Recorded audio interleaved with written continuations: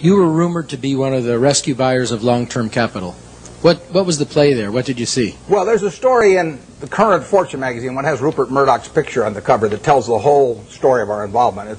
It's kind of an interesting story because it's a long story, so I won't go into all the background of it, but I got the really serious call about long-term capital probably 4 weeks ago this Friday, whenever it was. It was my granddaughter. I got it in mid-afternoon, and my granddaughter was having her birthday party that evening, and then I was flying that night to Seattle to go on a 12-day trip with Gates to Alaska in a private train, all kinds of things where I was really out of communication. But I got this call on a Friday afternoon saying that things were really getting serious there. I'd had some other calls before that the article gets into a few weeks earlier. I know those people, most of them pretty well. A lot of them were at Solomon when I was there. And the place was imploding, and the Fed was sending people up that weekend.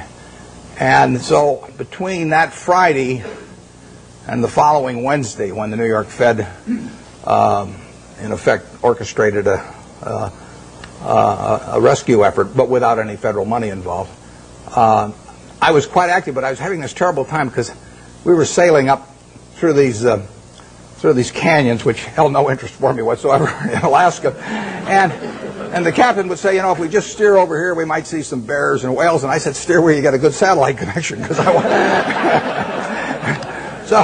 So it was. In fact, there's a picture, unfortunately, where I've got my Old Faithfuls going off behind me, and I've got my back to it. I'm on the phone, which was the people of the group thought it was kind of funny the way I was working the phone. But we put in a bid on Wednesday morning. By then I was in Bozeman, Montana, and I talked to Bill McDonough, the head of the New York Fed, about 10 o'clock. They were having a meeting of the bankers at 10 o'clock that morning in New York, and I caught him. We actually delivered a message to him. He called me out there in Wyoming a little bit before 10 New York time, and we made a bid. It was because it was being done at a long distance and everything. It was really the outline of a bid, but in the end, it was a bid for $250 million, essentially for the net assets of. But we would have put in $3.75 billion on top of that, and it would have been $3 billion from Berkshire Hathaway, $700 million from AIG, and $300 million from Goldman Sachs. And we submitted that, but we put a very short time fuse on it, because when you're bidding on $100 billion worth of securities that are moving around, you don't want to leave a fixed price bid out there very long. Plus, we were worried about it getting shopped. In the end, the bankers made the deal, but it was an interesting period. The whole long-term capital management, and I hope most of you are familiar with it, but the whole story is really fascinating, because if you take John Merriweather and Eric Rosenfeld, Larry Hillenbrand, Greg Hawkins, Victor Agani, the two Nobel Prize winners, Merton and Scholes, if you take the 16 of them, they probably have as high an average IQ as any 16 people working together in one business in the country, including at Microsoft or wherever you want to name. So there's an incredible amount of intellect in that room.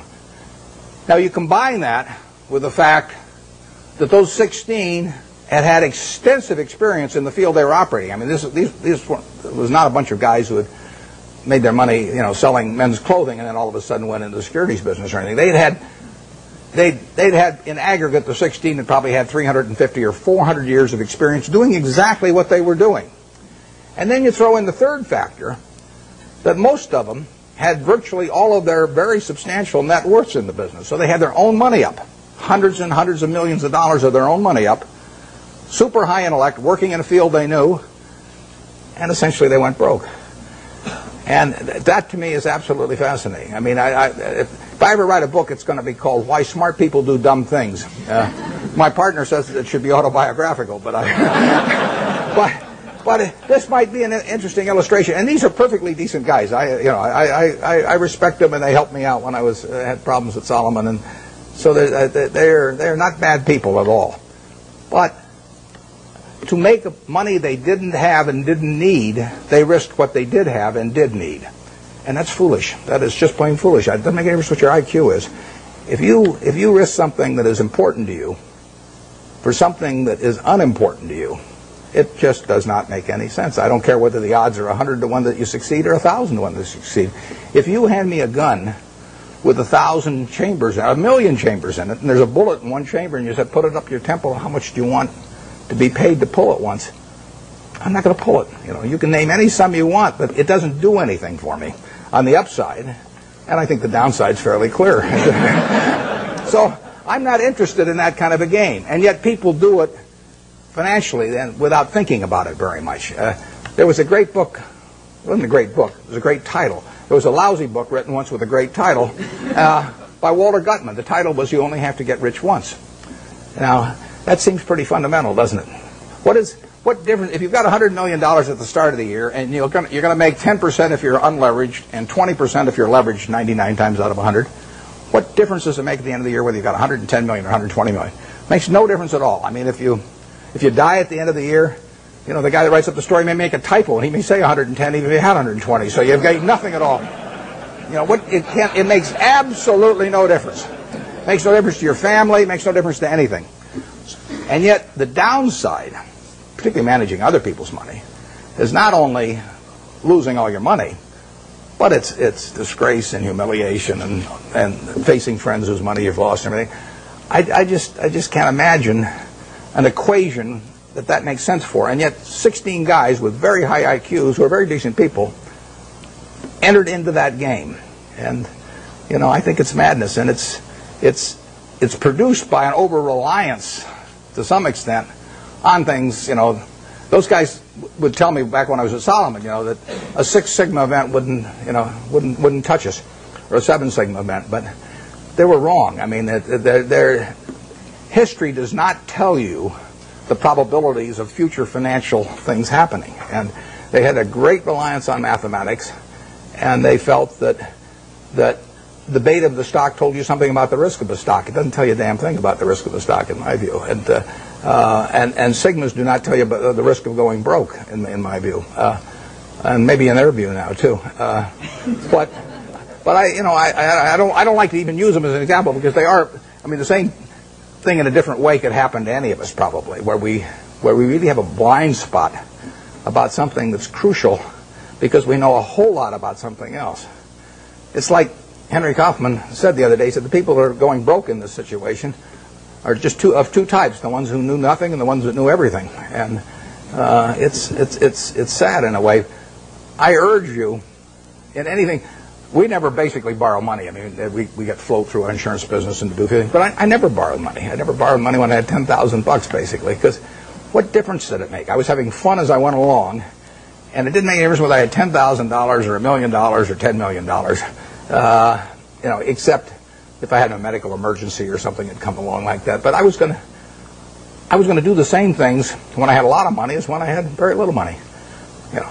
If you think about the difference between me and you in terms of how we live, we wear the same clothes basically. SunTrust gives me mine, but you. So we wear the same clothes. We eat. We all have a chance to drink the juice of the gods here. But we all go to McDonald's, or better yet, Dairy Queen, and we live in a house that's warm in winter and cool in summer, and we watch Nebraska, Texas A&M on a big screen. You see it the same way I see it. We do everything. Our lives aren't that different. You'll get decent medical care if something happens to you, and I'll get decent medical care. The only thing we do is we travel differently.